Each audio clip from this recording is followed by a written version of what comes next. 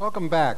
I hope you had a refreshing break. Some of you have been sending us questions. I'd like to encourage the audience who's here with us in the auditorium to send your question forward either by paper or to approach the microphone. I'd like to go first to one of the most popular themes in the first batch of questions. We've gotten questions of this general type from Texas, Ohio, Tennessee, and it speaks to the concern that the more affluent classes are going to have preferential access to these technologies, meaning these electronic villages are going to sort of look like gated residential communities in cyberspace in the early stages. And there's a lot of concern around the nation, and certainly the people who are sending us questions, that these technologies may exaggerate or perpetuate the existence of an economic and social underclass in the country. A very important question, and which of you would like to start with that question? Steve? I figure your name begins with A, so you're used to this. That's fair enough. Well, I agree with the callers and the question providers. It is a very significant issue, and it's also important to keep in mind that it's a question of education as well as economics in creating this particular concern. And if there's any way out of that conundrum, it's to boost the ability to use these technologies in the public school system. To the extent that you do have the education and the income going together, you're not out of that problem. But I see that as the only way to escape it, unless we want to put it on government, of course, as a way to introduce more equity into the use of the electronic information highway.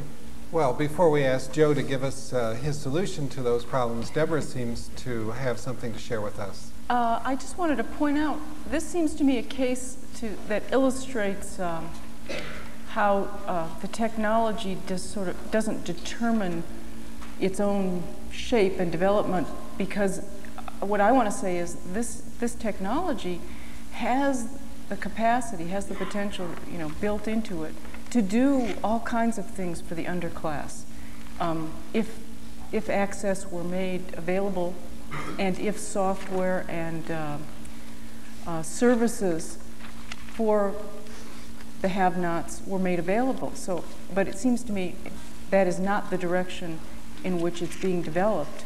But again, I want to say it's not because there isn't the potential there in the technology. It's just that we as a country or as a society have to make a choice about investing in the development of and conscientiously, intentionally shaping the technology to address the gap. If we don't address the gap, then I think this technology, like most technologies, will be distributed according, as they have been in the past. The wealthy get it first and get it the most, or get it last. What about you, Mark? Do you have something to contribute on this? Well, Paul, I think the questions really go to one of the most critical policy issues we have right now in Washington, which is how to make real the notion of universal service in these new advanced communication networks. Our public policy on universal service is actually fairly clear. 60 years ago, the United States made a commitment to make telecommunication services affordable and accessible. And I think that was a very smart decision. Our use of the telephone is about 93 or 94% across the United States, in part because we have made this commitment, policy commitment and a social commitment. Now, to extend that to the 21st century is going to be difficult because we know that the range of new services that will be available and the division within service offerings and the competition that's now taking place among new service providers is going to change. A simple menu that might have had 3 or 4 items on it a few years ago into a listing that will go hundreds and hundreds of pages. But throughout that process, I don't think we should lose sight of the success of the universal service policy in the United States. It's really been one of the great achievements that we have as a nation. Thanks, Mark. Joe, I wanted to ask you, how do you see this universal service issue and related issues playing out? Are we going to have a safety net in cyberspace? Is there an appropriate role for state government as well as federal government? How does this feel to you inside Congress right now? Well, that's tough. And I think Mark hit it right on the head, and that is the universal service component has been around since the 1934 Communications Act. It's part of that act. It was thoughtful policy then, and it's good policy now. The problem is making that policy goal, which is good and noble and fairly clear, translate into real world access, affordability, and service. And there are a couple schools of thought. One of them is the free market drives access, service, and provision of those services. But free market tends to support the model Deborah mentioned, which is the rich or the wealthiest get it first, and the poor or poorest get it last. And also those that are rural, because we have to throw geography into the mix, regardless of their relative wealth or lack thereof, also tend to be lagging behind in getting access. That's a particular problem here in the 9th District. Blacksburg doesn't have a problem with that, not just because of the Blacksburg Electronic Village, but for other reasons. But people in Wise or Tazewell County or Buchanan County in the western part of Virginia have great problems with access and affordability. And so what does government do to address that, and what can state governments do? That's the hard part, and nothing has really gelled except to say we need to have a strong component in the legislation that says and mandates universal access, universal service provision by those who are service providers. And I think later we can talk about the difference between content and delivery methods, and content provision certainly doesn't need to be universal or ubiquitous. It is different, though, with providing the pipe through which the information flows. Thank you. I can well imagine that government and private partnerships around the country will be required to address that. Brian, would you like to contribute to the answer to this question?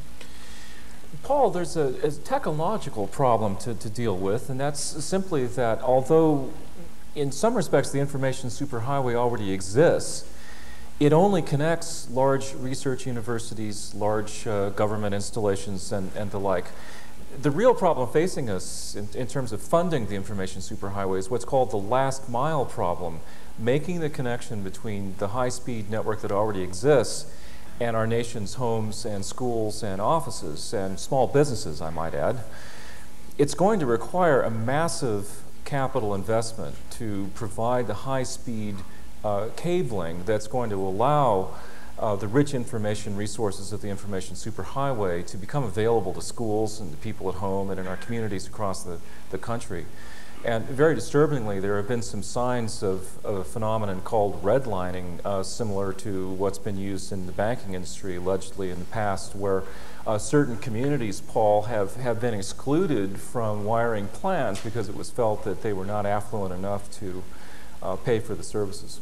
Well, I think there's another aspect of this I want to ask Don Lindberg to address. Certainly, these kinds of telemedicine options could really revolutionize rural healthcare or healthcare where there isn't enough population to hold quality medical facilities present. That this is another underclass or economic disadvantage question. Do you see us being able to improve medical care in population-sparse regions of the nation through these kinds of technology? You bet I do. I think there's no question in my mind at all that telemedicine would definitely improve care in populations that are medically underserved. Now, those are typically rural, frontier, and minority populations.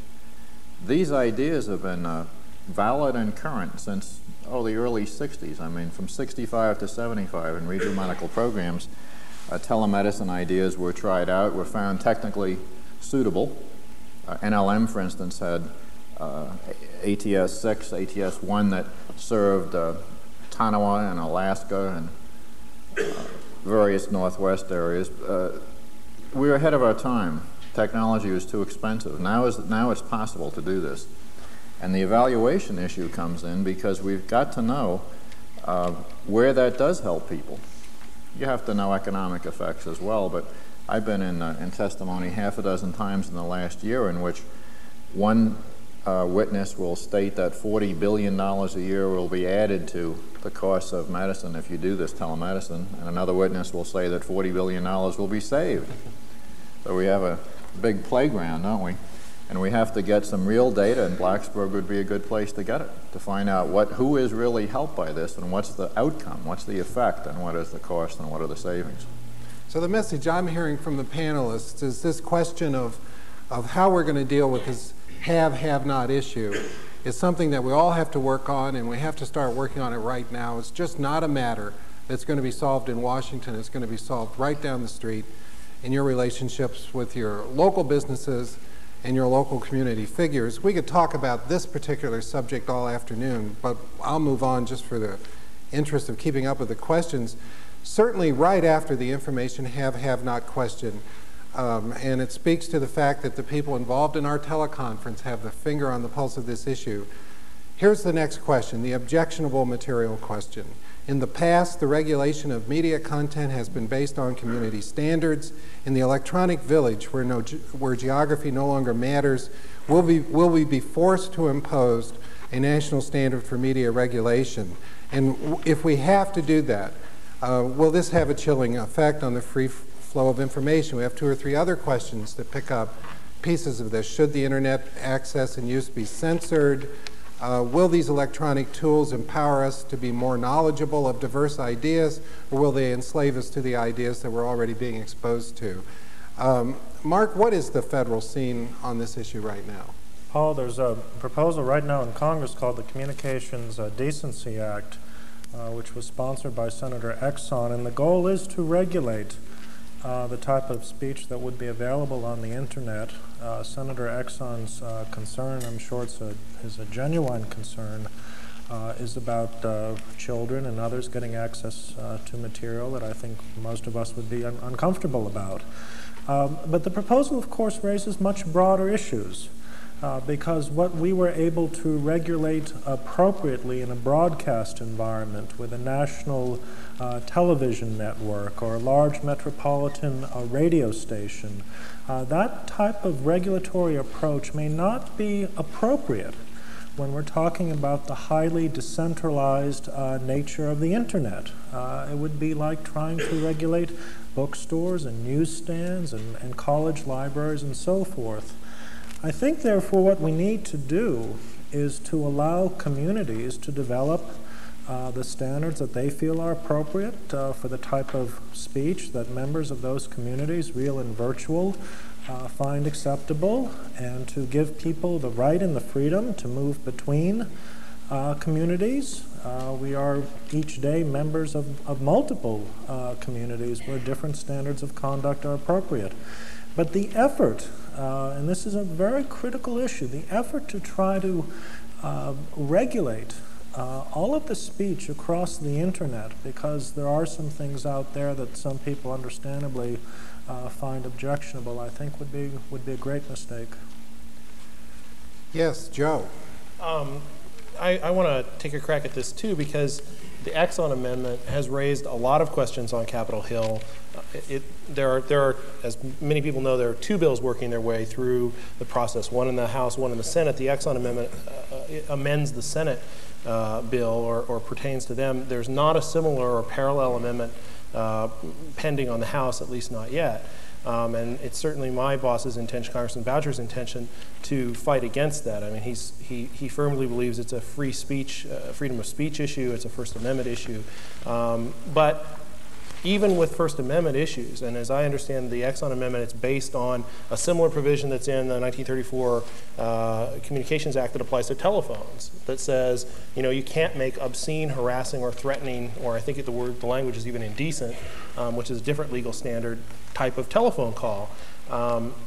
And it's now being applied to a form of communication that is carried over telephone wires for the most part, but may not be the same type of communication. And I think the point that you raised, Mark, is different virtual communities with different sets of standards. Or another way to look at it would be a cyberspace shopping mall where some materials would be appropriate if you went into a lingerie shop and may not be appropriate if you're browsing in a children's toy store. I mean, those types of distinctions may have to be defined. I think we run a real risk, though, with government intrusion into into our daily lives if we start allowing the government to be the defining agent and set those standards, as opposed to the community itself setting those standards and somehow self-regulating and doing that.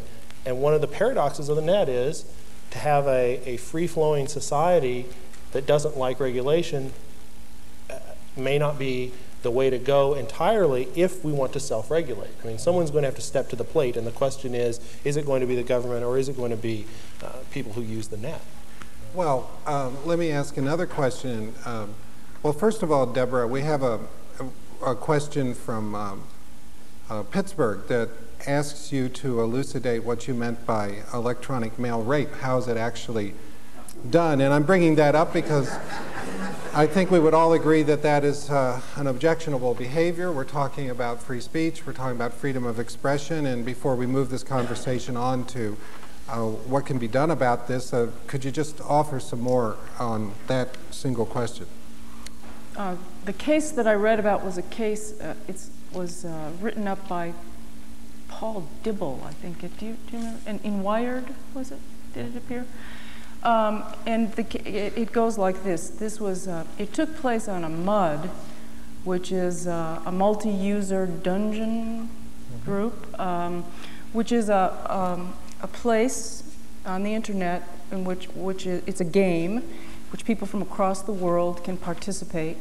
And they participate by taking on certain identities in a medium which is like a house or a physical place. It has different rooms. And as you enter, it tells you what room you're in, and you can move about, and it tells you who else is in the room, and then your character can interact with the other characters. Now, what happened was, and by the way, the characters are not necessarily gendered. They're actually, it's ambiguous. And one of the rules of this MUD is that you can't, it's set up technologically so that you cannot put the words in the mouth of another character. You can only speak for your character. One of the participants in this group violated that rule and had his character rape another character, and then was able to have that happen by putting words in the mouth of the character that was being raped. The people in the MUD were actually extremely upset and horrified because it was a level of violence within the MUD that hadn't happened before. And so they actually felt that this person had done a terrible thing that had sort of violated the rules, and they were all offended by it and upset, and actually eventually banished this person from the MUD. Now, so it's interesting. I mean, it's interesting. I think it's deep. It raises deep questions because, well, rape is a complicated thing, needless to say. But the thing that I wanted us. Well, do I need to say more? Of course you need to say more. What we're working on here is the question of there are good things and bad things happening in cyberspace, and some objectionable behaviors and objectionable materials that are well known in our physical communities are now being found in our electronic communities. So do we need legislation? Do we need social measures? Do we need better values clarification? Let's move on to that question. Yeah, well, let me say, I think that it's important to understand that even though it wasn't physically or three-dimensionally a rape, the participants in the situation interpreted it, treated it as rape, and were unhappy with the behavior of the person online, and took appropriate actions. Now, the problem, of course, is that that person can come back and has evidently, if you read the story, using another identity. So the behavior, in some sense, the behavior has been controlled internally by to the community system. standards. By community standards. Some people would say that this is an example, a model of how social rules should develop in electronic communities. And in fact, I have read at least one thing where the argument is that has been made that flaming, which is another form of getting angry online and sort of sending voluminous and hostile messages to somebody who has behaved in a way that the group didn't like. One person has argued at least that this is actually good to happen because it helps online communities develop their standards and articulate those standards. Excellent.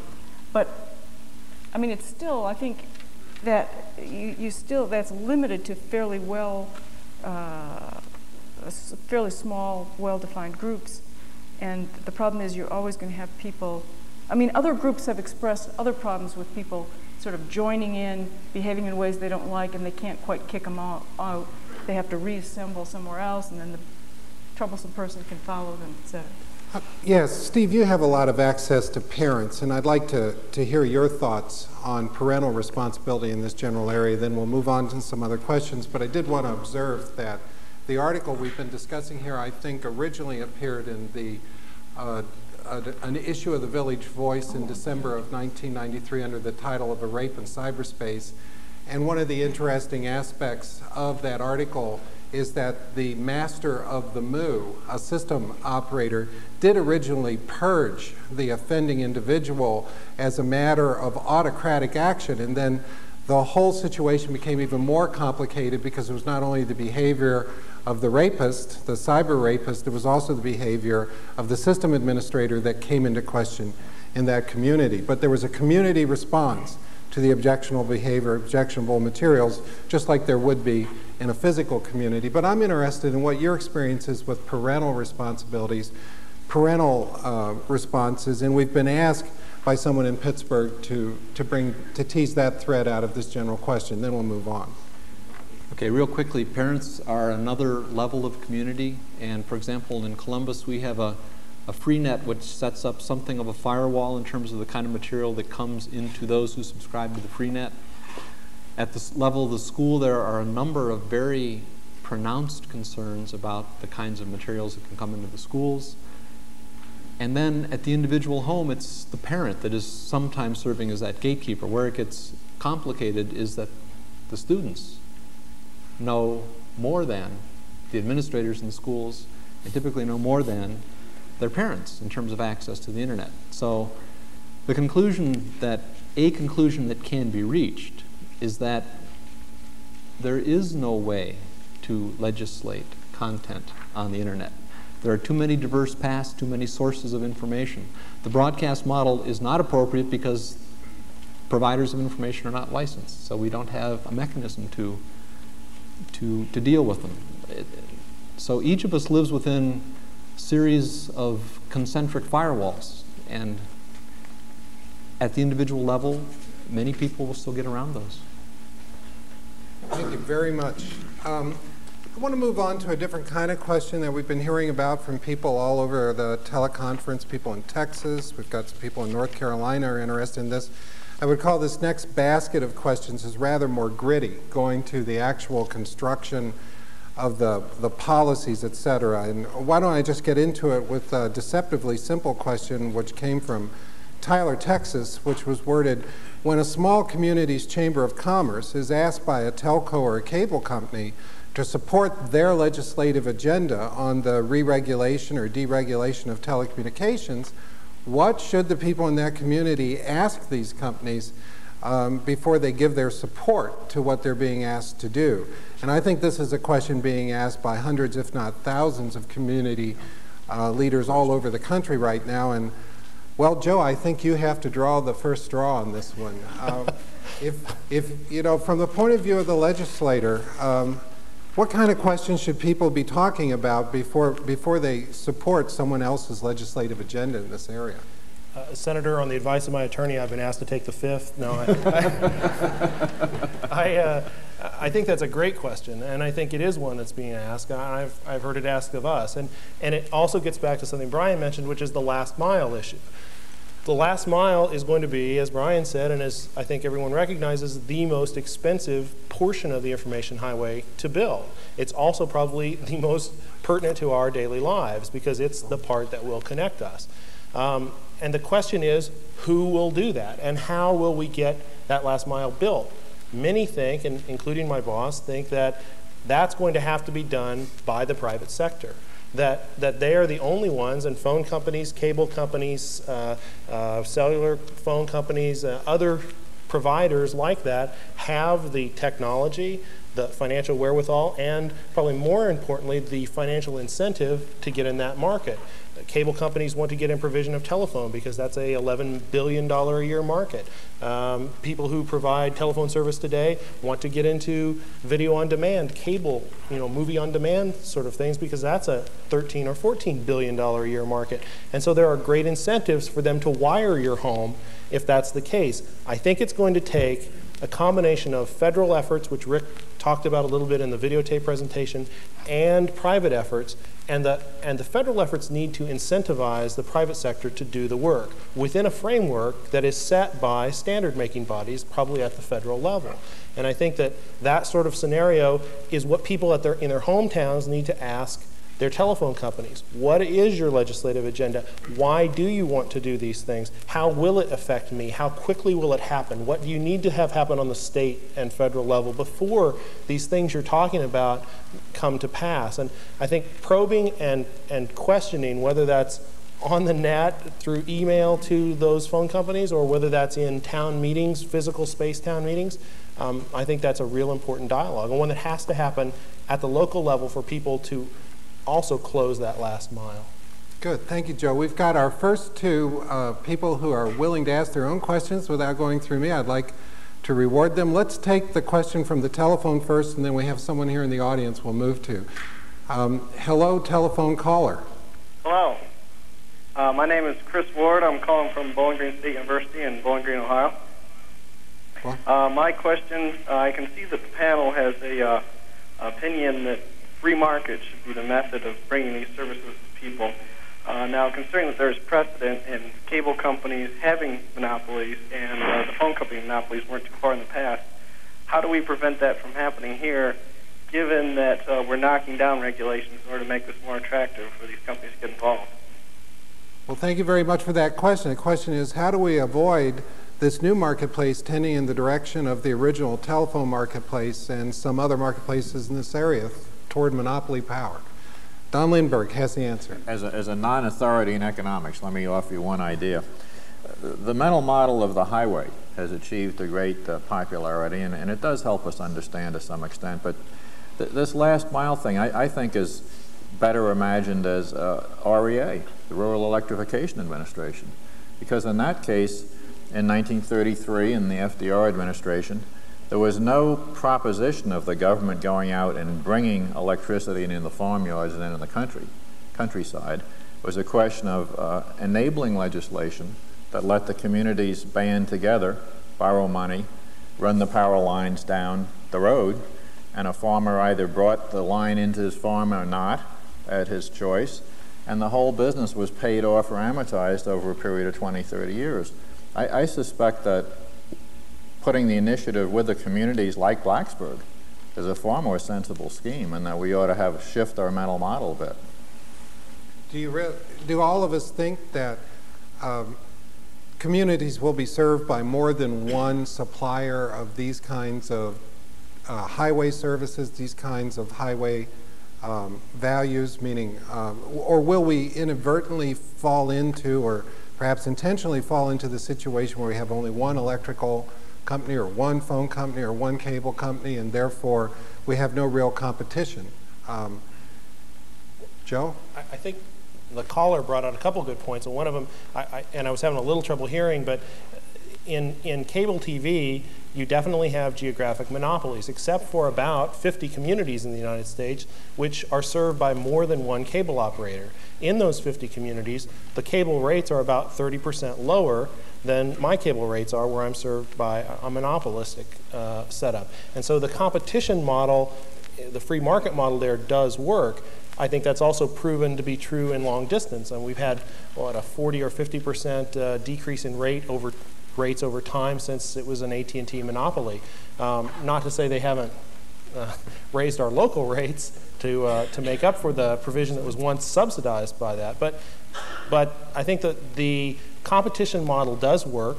I think what needs to happen on a federal level, and I may disagree with Don a little bit on that, is that the federal government needs to be the one that says we must enforce a competitive process and let that work, like MCI, AT&T, and Sprint seem to, have no trouble going at each other in terms of prices. So I think that may be the same with internet providers and service providers of content as well. So making sure the competitive model workout is once again everyone's business. I'd like to next recognize our questioner here in the audience who's been very patient with us. Please, sir, give us your question. Good afternoon. My name is Bill Murphy. I'm a distance education specialist with Cooperative Extension here on campus. And what I have noticed and observed over the years is we're providing educators with incredible tools and delivery systems to provide educational products. But then, on the other hand, what I'm seeing is that in many instances, they're using those very incredible tools and delivery systems to pretty much continue with education the same way they've always been doing it. Very instructor-centered as opposed to being learner-centered. And I guess I pose a question or ask for comments from the panel, and that is, are we putting the same kind of resources into helping those educators move along this paradigm shift that ought to be accompanying all these technologies? Well, Brian, are we? I think it's a very exciting question.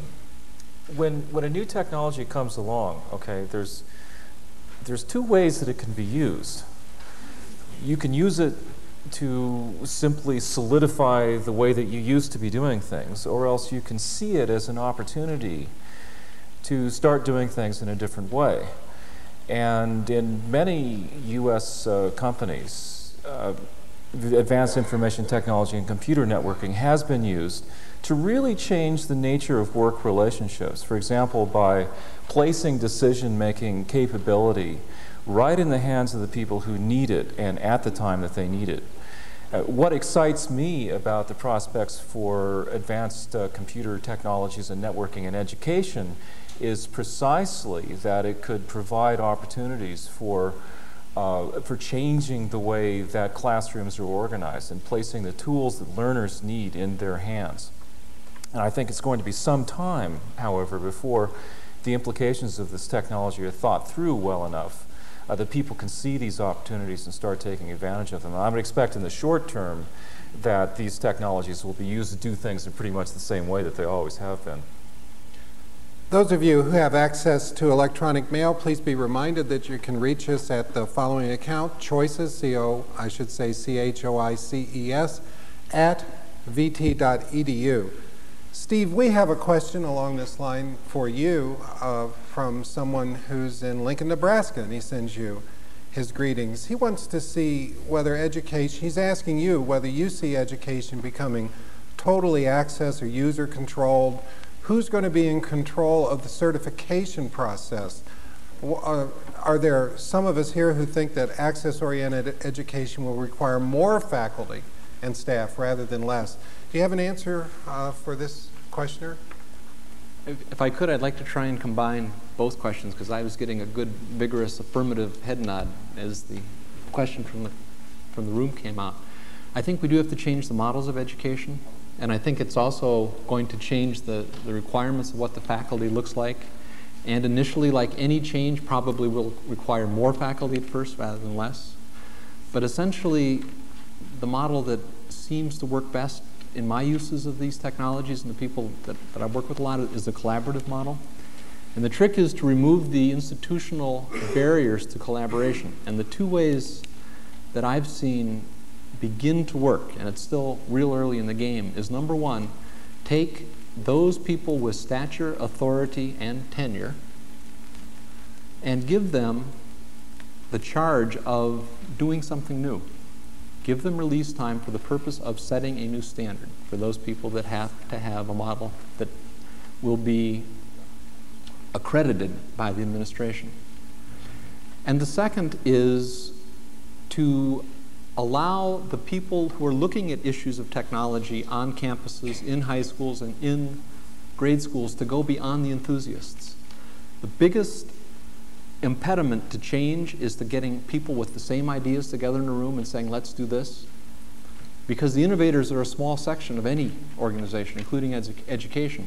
And if you have just innovators talking to each other, you get one or two wonderfully intriguing demonstration projects, but no change, because they haven't brought into account the value structures of the remaining people who need the leadership of the innovators and the early adopters. Now, with respect to the Lincoln Call, as I tried to say in my earlier comment, every time you bring about any kind of large institutional change, you have an overlap period in which you will need additional faculty. The university's role in the long term is accreditation, is to say that of all the amazing available information out there, this has met some standard that is recognized beyond the walls of the university. And to the extent, as Don and I were talking about earlier, that we do move into a lifelong learning model, this accreditation may fall in utility, but it certainly seems to have a linchpin role to play in society for the foreseeable future. Well, thank you. I like your reference to Don. Keys right into a question we just got from Florida that presents a very natural follow-up. This questioner noticed that you, Steve, referred to an MIT prediction that the average age of participants in the network on the information highway will drop to 15 years old by the year 2000. I think that was, in fact, your prediction. Then on the other hand, MIT prediction of median age. I should say an MIT prediction that you shared with us of median age, 50% of the users will drop to 15 years old. And yet we have this very strong thread, which Don Lindberg spoke to most directly, that the greatest grand challenge of all will be lifelong adult learning. So how do we square these two things? Do we really have to wait until the Nintendo generation is in charge? Or will we be able to make meaningful progress on lifelong learning between now and then? Don, would you like to respond to that? As a matter of fact, the Nintendo metaphor is used with respect to surgery. Because, you know, surgery, as most of us know it, most of the audience even knows, it has to do with people in masks and gloves and hands and palpation and those kind of skills. Whereas surgery is changing very, very rapidly to surgery done through scopes, you know, with fiber optics and TV at the other end, so that in fact what you're looking at is a two-dimensional image. Yes. As for instance in doing arthroscopic surgery on joints and so forth. So that type of procedure is being called Nintendo surgery, because you don't feel anything. You're just looking at a TV screen and operating a manipulator. So that involves a total retooling of the skill set of an experienced surgeon, and it is a really threatening process, let me tell you. So that's a lifelong relearning that's happening right now today. And more of the same will occur, of course. And so all of us will have to become more comfortable, and our society will have to support us in our needs to unlearn certain things and relearn them in new ways. And we're all looking forward to this information highway making that easier. Well, we're all horrified by it. Come on. Yeah. Well, that's a pleasant thought. We have about 15 minutes in this part of our teleconference to go on, so the phone numbers and now the email address is showing up on your monitor screen. So why don't we move on to a different class of subjects that will give us a chance to get Deborah back in the game. Deborah, this questioner, this person in our teleconference who can be found in Tennessee, wanted me to begin by saying she enjoyed your computer ethics book and is looking forward to the next edition. Her question is, what about virtual patient records? How can we be sure that employers won't use them against potential employees? She's speaking to her concerns about privacy, and this connects with the question that we also got from Wyoming, addressing their interest in setting up a hospital that is served by a wide area network, and their hope that they can someplace, somewhere find standards or recommendations on how to protect the confidentiality of those records, and they're looking for guidelines, specific guidance on these questions. So what are your thoughts on the patiency, I should say the privacy of patient records, confidentiality, and that sort of thing? I was puzzled by first part of the question about virtual patient records? I think what they're referring to is patient records that are available on a network rather than in a file folder or something like that. Well, I think it's a bad idea.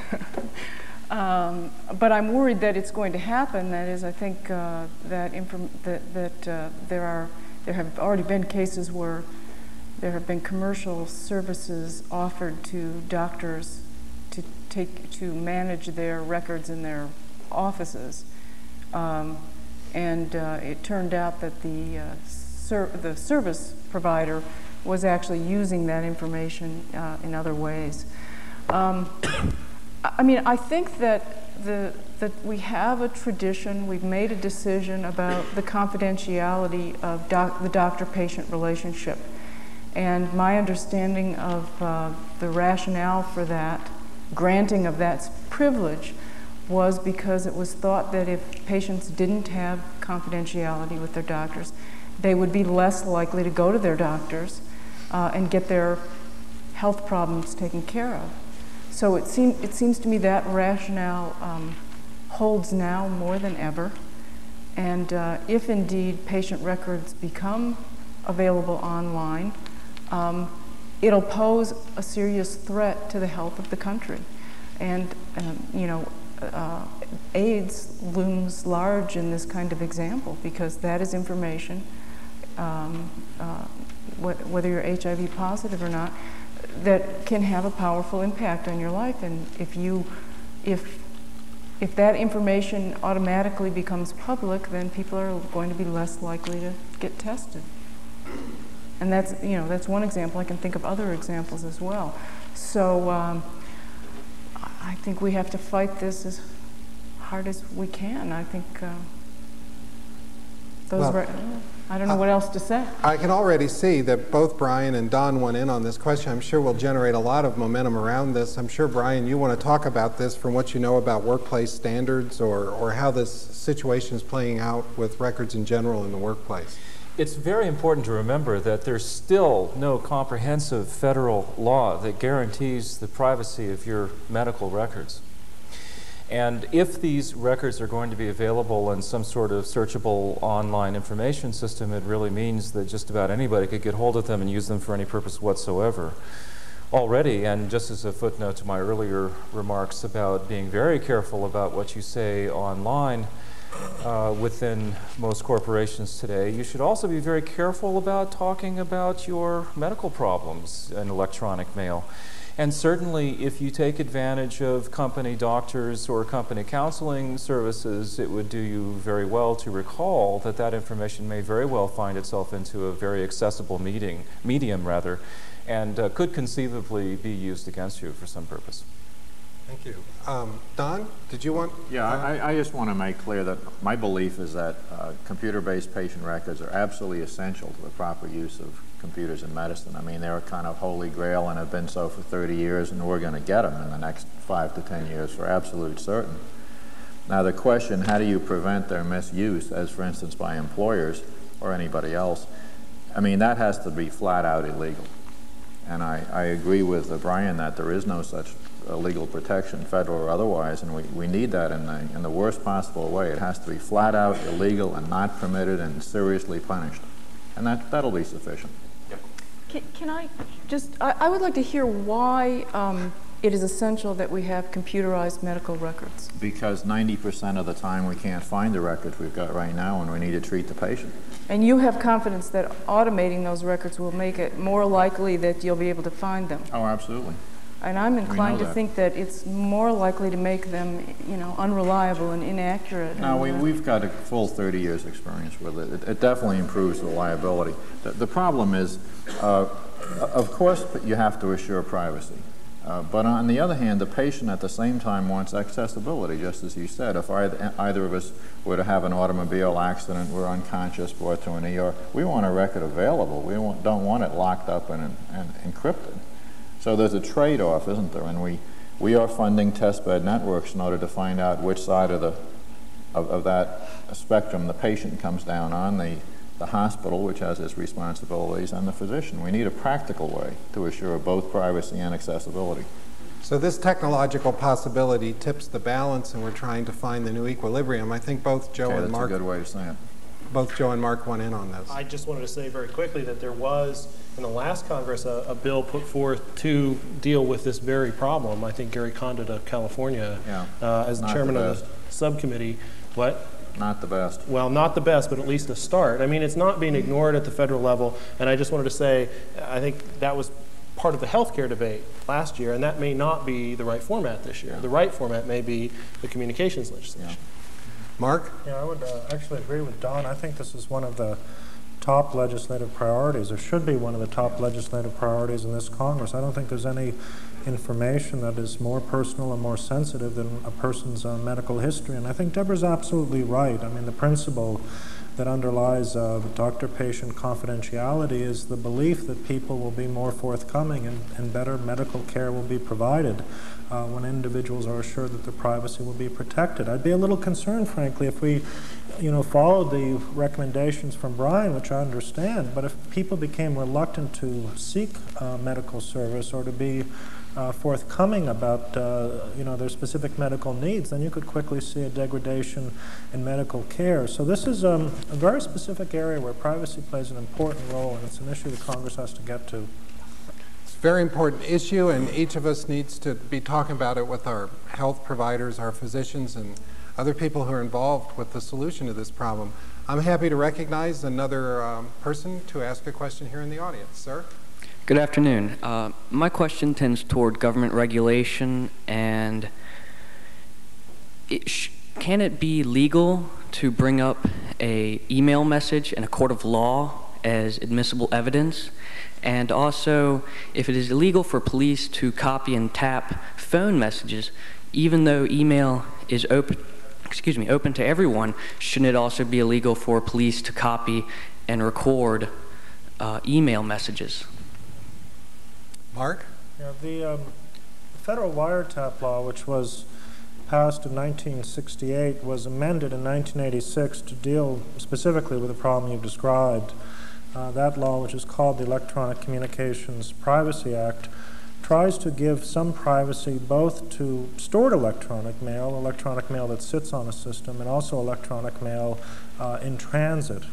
Now, like most privacy laws, it's not an absolute right of privacy. What it does is it creates a presumption of privacy and says, now in specific circumstances, we will allow the information to be disclosed. So, for example, the police do have the right to get access to private electronic mail if they have obtained a proper search warrant. They don't have the right to go to a commercial service provider or to a university and say simply, give us all the electronic mail on this individual. That would be considered a violation of the Fourth Amendment. So we have, therefore, this very important principle, and it's a good example, I think, of the type of policy making we'll need to do in the years ahead. How do we take a principle, for example, of privacy in the Fourth Amendment and extend it to new forms of communications? Thank you. We have only 4 minutes to go in this part of it, so I'd like to close with a sort of a lightning round. We've been asked by a number of callers and emailers and faxers to make some predictions about the future. So why don't we make our predictions? Who would like to give a prediction on the use of paper by the year 2010? Higher than we use now? Lower? About the same? What's the sense of the group? About the same. Deborah says tomorrow's weather will be pretty much the same as today's. Anyone want to object to that? That's what the history so far has shown. Yeah. Another caller has said that we've been, as he has heard us, he's from Wisconsin, I've been speaking strictly in terms of computer networks. Is there a tension between PCs and television? In the broad sense of the word, will we all be using PCs rather than televisions, et cetera? That's another prediction. Joe? I think we're going to have a box in our home that is a computer, a TV, a telephone, and I think that convergence of technology will be in some ways helped or hindered by what Congress does, but I think that there's a definite convergence coming, and so by the year 2020, I think assuredly by then we will have some thing that is a combination of all of those, and so the point may well be moot. Although I'd echo Steve? Joe and say that we're going to have thousands of these in the house. 11% of people have over 5 already. I've got 5. And I bet if you count the ones in your house, you'll have at least 3 of these monitors. When TV goes high definition TV, these little laptops are going to go sliding around into homes, offices, and hotel rooms, and then you'll see the convergence between the two industries. So I don't think that they're at odds either. I agree with Joe that they're synergistic. We ought to be at pains to make sure that education and health and welfare and the things we've been talking about take precedence over 500 channels of digital TV. And that's definitely one of the things we're here, one of the major reasons why we're all here today. Here's another question. Don, I think you should take the first crack at this one. How and when will the majority of our publications, books, magazines, journals, etc., be accessible directly to homes, libraries, schools, and office across a network rather than by the U.S. Postal Service or some other distribution system? Again, we're asking predictions, 2010? Well, it's changing very, very fast, but I would think by, I'll say 2020, that the majority will be available in that fashion. But you have to take into account that a lot more of the knowledge of the profession is becoming digital inherently and initially, ab initio.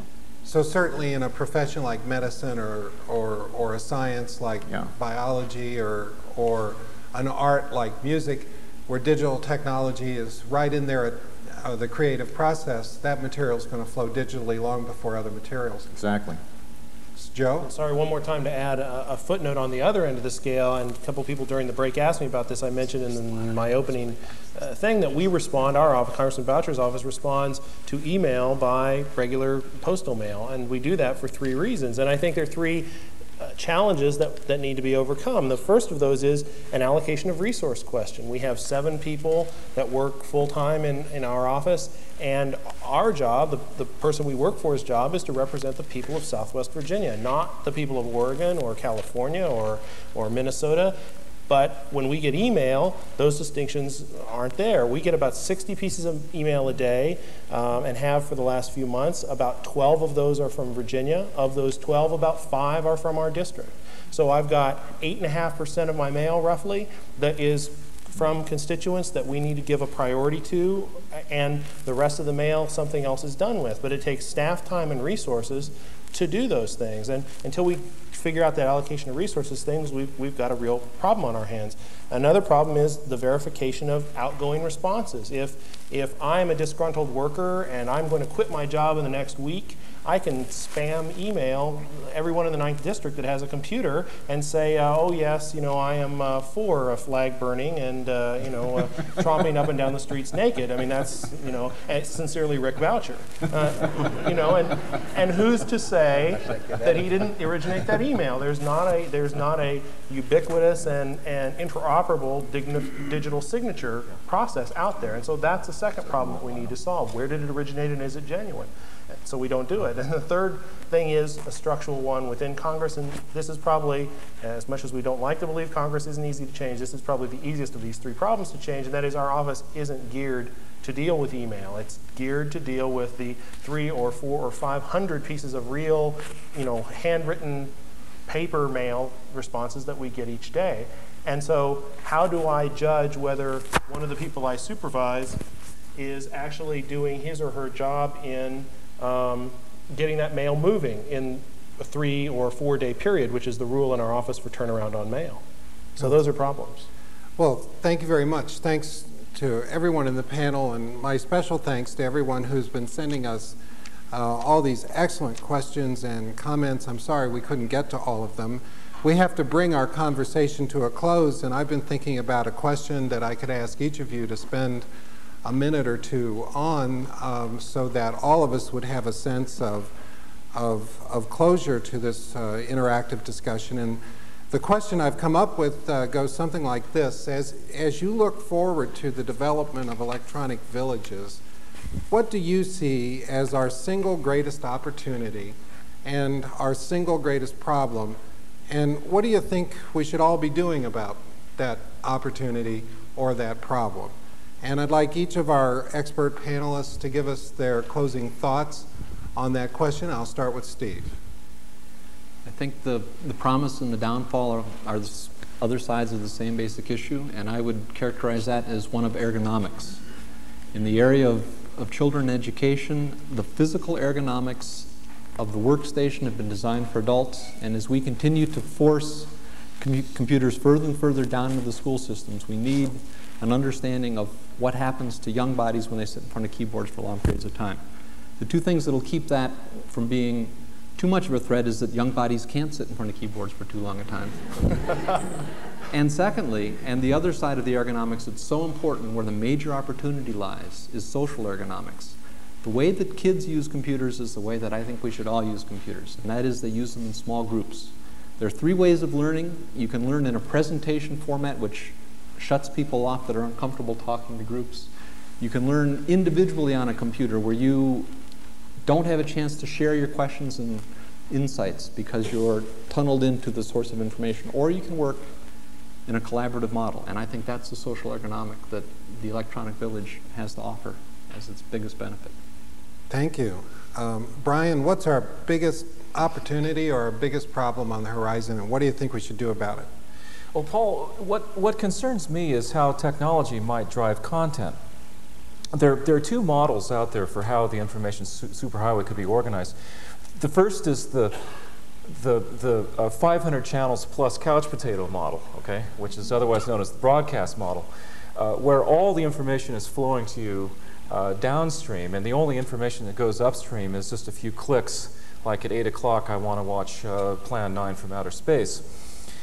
The other model, and it's the one I think that we should prefer, is the internet model, in which information consumers are also the originators of information. And frankly, that's what I found has made the internet such a wonderful and exciting place. Of course, a lot of people scoff at this and say, well, how could ordinary people produce information or knowledge that would be worth consuming on a mass level? But I can tell you from my own personal experience that it's very much the case. It's just a trivial example. I've got a car that has a kind of paint on it that scratches very, very easily. This may sound rather trivial, but it's been a big problem for me. The dealer couldn't help.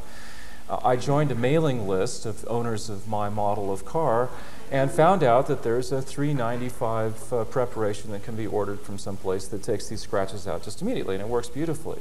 I wouldn't have known that if it hadn't been for somebody thinking about putting this information out on the net. The technology we get should enable us to originate information. And what I would throw out to all of us is something we should think about is, what kind of information or knowledge do you have that you could offer? If you've got something, put it on the web, put it on the net. Excellent advice. Don, what do you think our greatest problem and our greatest opportunity is ahead? Well, I think in the long term, once again, that lifelong learning is really a true grand challenge. But I think even before that, we know how to get adequate medical care to everybody in the U.S., and the internet would be a marvelous opportunity to do that, and that ought to be our goal. If we go on those kind of things, we'll prevent the 500 channels from taking over. What if I want 500 channels? Well, what if I want something more than 500 channels is what we're talking about. Joe, what do you think about the greatest problem and greatest opportunity facing us, and how do you see us dealing with it? I think, Paul, it's sides of the same coin, and that is the dialogue between those who are elected and those who elect them going to be more meaningful? Is it going to be enhanced by the technology? And if so, in what ways? I mean, what we've seen so far is that it's some good, some bad, and some of the same. Some of the same is it's the nature of the questions that I get over the email address that the Congressman has are the very same questions that come in regular mail. But there is a difference, which may be negative, and that is there is a presumption that that's going to be instantly responded to, and that it's not going to take 3 or 4 days to write the letter and then another 4 or 5 days to have that mailed and sent back. And so there's frustration that's building into the process that may or may not be a good thing. I mean, Congress, the founders didn't set up a national legislature to rush through bills. They set it up, in fact, some would argue, to prevent bad legislation from passing rather than good legislation to pass. And that good legislation therefore requires compromise and debate, and that takes time and deliberation, and a rapid response sort of attitude may not be a healthy thing in the long run. I think on the positive side, I think that more people getting more involved at a grassroots level getting more information from those that they elect, holding them more accountable or as accountable as they possibly can, just like you do a town council, where if zoning problem happens, you go to the meeting and you complain, and the person that you elected says, oh my God, I may not get their vote again unless I do something for them, you know, that seems reasonable. And that kind of instantaneous response to issues is healthy and is positive, and I think does drive the process. So, sides of a coin. Thank you very much. Deborah, what's your answer to our closing question? I'm going to give an answer. In both cases, I'm going to mention things we haven't talked about. I think probably the greatest opportunity and the one that is most likely to be realized is assistance to people who are homebound. That is, I think computers will surely make the quality of their lives better. I think the greatest problem was one we just began to touch on, and that is the globalization of the world. That is, as I think about the relationship between communication systems and national boundaries, I think it's very hard to maintain local as well as national boundaries when you have a global communication system. I think the greatest challenge will be how will people retain their identity with a nation or even a state or a local community when they're spending more time than ever communicating with people across the world and find they have more in common with and maybe care more about those friends of theirs who are across the globe than those who are next door. Thank you very much. And Mark, the last word goes to you. Well, not surprisingly, I think I'll say a few words about privacy. There's a great opportunity in the growth of the internet to make real the idea of the global village and to allow people across cultures and across borders to meet with one another and to find a common cause. And it is an extraordinary chance that we have as we approach the next century to make real that vision. There's also, of course, the concern that the global village may turn out to be the surveillance state, and what we say and what we do becomes monitored by others, evaluated by others. It's not clear to me at this point where we will be 10 or 20 years from now. I would certainly look forward to the life in the global village, but I can imagine also what life in the surveillance state would look like as well. And so I suspect for us here, at least one challenge, and many other important ones have been mentioned already, but at least one challenge is that as we look at the choice between the global village and the surveillance state, we will opt for the first. Thank you, Mark. Well, the message I'm taking away from this teleconference is pretty simple. The electronic village is not that different from the villages we've known before them. People will make it. You and I will make it. You and I will live in it, and you and I will determine what the quality of life will be like in the electronic village. I'd like to thank our panelists for sharing their expertise and their insights. It's just been terrific, and for being so well behaved on our tight time budgets. We wish you all luck in your endeavors, and I know I sleep much better at night knowing that each of you is working in your own individual way on the people's business. I'd like to thank our audiences near and far. We've had teleconference sites for this event in Trinidad and Tobago. A special goodbye to you. And to those of you in New Brunswick, a special goodbye to you as well. We hope that we've given you lots to think about, but more, we hope we've given you something to talk about with your friends, your family, your elected officials, anyone you can engage on these issues. Finally, I'd like to give a special thanks to the public broadcasting system and to the National Endowment for the Humanities, without which this program would not even have been conceivable, let alone possible.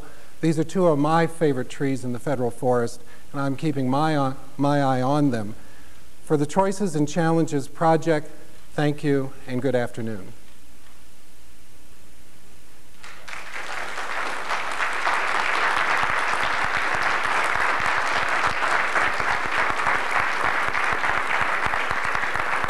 The Choices and Challenges series is a production of the Humanities, Science, and Technology program at Virginia Tech in Blacksburg, Virginia.